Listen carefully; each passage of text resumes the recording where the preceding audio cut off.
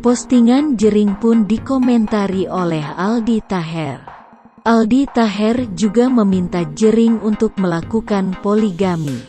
Ia meminta Jering menikahi Bunga Citra Lestari sebagai istri kedua. Nora Alexandra yang mengetahui permintaan Aldi Taher ini lantas bereaksi. Nora meminta agar Aldi Taher tidak memberikan statement ngawur.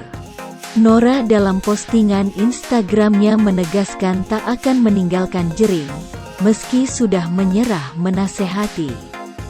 Tapi saya masih sangat mampu menjadi rem dan filter Jering.